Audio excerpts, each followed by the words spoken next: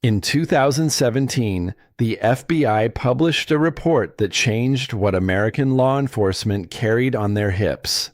They had already switched from 9mm to .40 S&W in the 90s, then switched back. The conclusion from their ballistic research unit was direct. Modern 9mm defensive loads had closed the performance gap. Agencies followed. Civilians followed. And for nearly a decade, 9mm became the default answer to every handgun question in America. That default is cracking. Not because 9mm got worse, because 5 other calibers got specific. And American shooters who carry daily, train seriously, and think past the counter display are noticing. Today we cover the 5 calibers that informed buyers are quietly moving toward in 2026, what the performance data actually says, and why 9mm cannot solve every problem it used to claim. If you want straight information about what is actually worth carrying and what the industry is not telling you about your options, subscribe right now. No sponsorships, no manufacturer relationships. One click, 5-to-1. Let's go. Number 5. .30 Super Carry.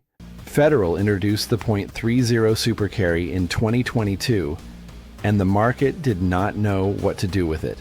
Too new, too different. Not enough guns chambered for it at launch. 2 years later, the data made the argument Federal could not make at introduction.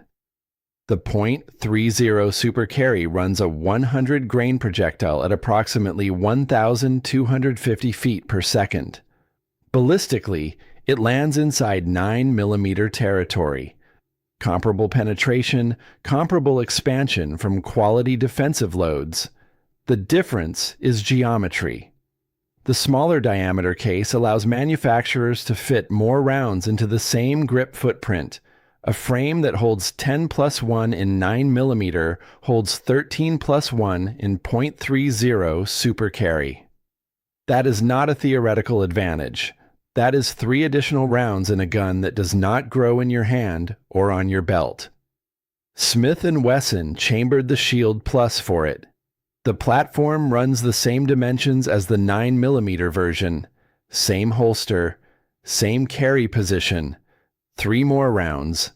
Independent ballistic testing from multiple platforms using the Federal HST load documented consistent expansion between .53 and .60 inches after passing through standard FBI protocol barriers. The 9mm HST 124 grain produces comparable numbers. The .30 Super Carry does it from a smaller case with less slide travel. The recoil impulse is measurably lighter than 9mm in equivalent platforms. For shooters who run a subcompact daily and care about split times on follow-up shots, that difference is not cosmetic. The weakness: ammunition availability and price. Defensive loads run $35 per box, and your local Walmart is not stocking it. If your logistics require easy resupply anywhere in the country, 9mm still wins that argument. If you train with one load and carry with one load and source your ammo intentionally. .30 Super Carry solves a problem 9mm cannot. Number 4. 5.7 by 28mm. FN developed the 5.7 by 28mm in the early 90s for the P90 personal defense weapon.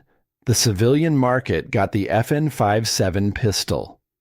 For years it was a curiosity, expensive, unusual, with a reputation that outran its availability.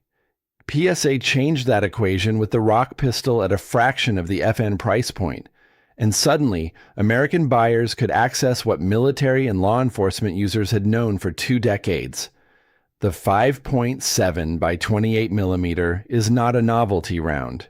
The cartridge fires a .224 diameter projectile, the same diameter as a .223 Remington rifle round, at approximately 2,000 feet per second from a pistol barrel. The trajectory is flat in a way that 9mm cannot replicate. 0 at 25 yards and the drop at 75 is measured in fractions of an inch rather than inches. At distances where a 9mm pistol is asking the shooter to compensate, the 5.7 is still printing where you aimed. Recoil is light, lighter than 9mm.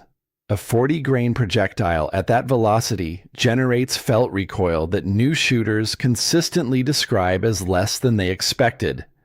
The bottleneck case feeds cleanly through high-capacity magazines. The PSA Rock runs 23 rounds flush. The trade-off is terminal performance. A 40-grain projectile moving fast does not carry the mass that 9mm or larger calibers deliver to soft tissue. Defensive loads from Speer and Federal close that gap significantly with bonded projectiles designed for reliable expansion at velocity, but the physics are real.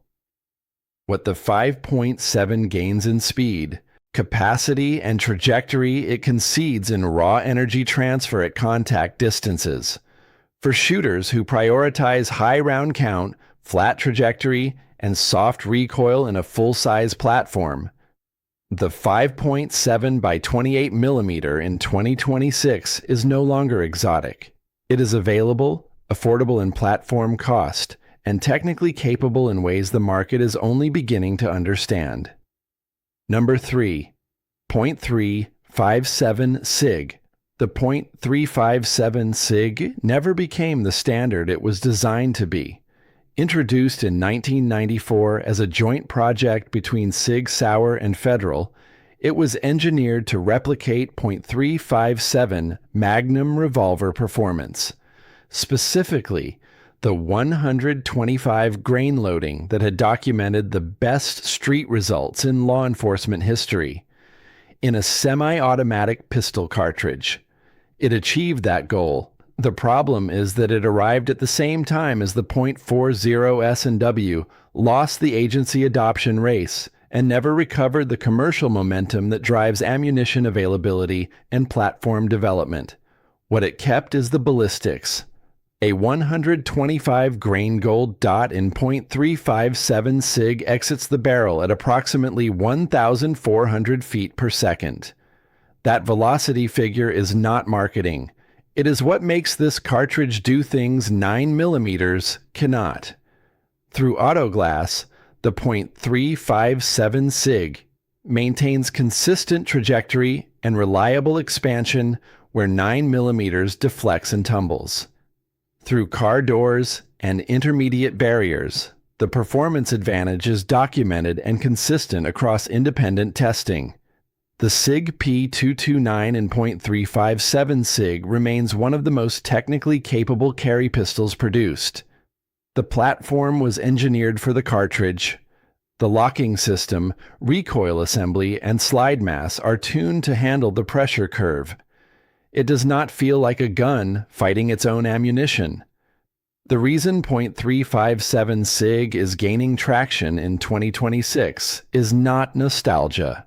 It is that used P229s and P226s in this chambering are available at prices well below new production. The cartridge performs above its reputation at a moment when barrier-blind terminal performance is a specific concern for serious carriers, and a generation of buyers old enough to remember when agencies carried it are reintroducing it to buyers who never knew it existed. Before we get to number 2 and number 1, subscribe right now. Next video covers the handguns that professional carriers are quietly moving away from in 2026. Not because something better came along, because the market already decided. You want that one. Hit subscribe. Number 2. 10mm. The 10mm was designed to be the definitive law enforcement cartridge.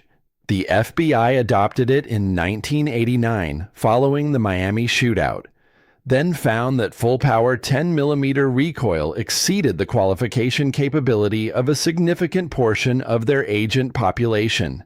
They downloaded the load, then eventually necked it down and created the .40S and W, and the 10mm became a round that the market forgot for 15 years. The market remembered. A 200-grain hardcast 10mm projectile from Underwood exits a 5-inch barrel at 1,250 feet per second and delivers 694 foot-pounds of energy.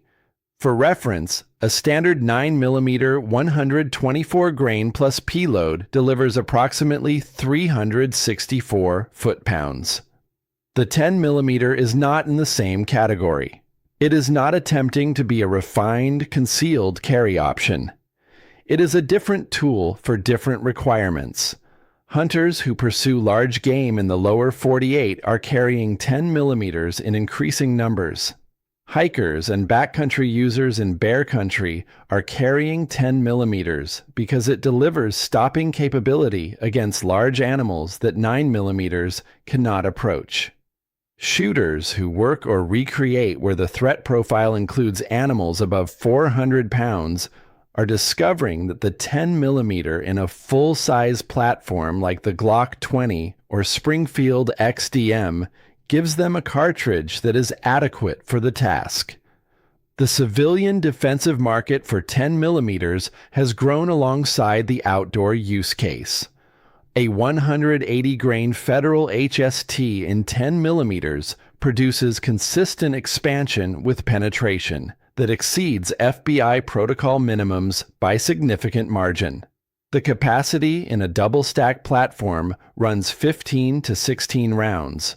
The shooter, who can manage the recoil, and it requires training, has a cartridge that solves problems no 9mm variant addresses. Number 1. .2 2TCM. This is the one most American buyers have never heard of, and that obscurity is exactly the point. Rock Island Armory developed the .22 TCM, Technical Combat Magnum, on a shortened .223 Remington case firing a 40-grain projectile.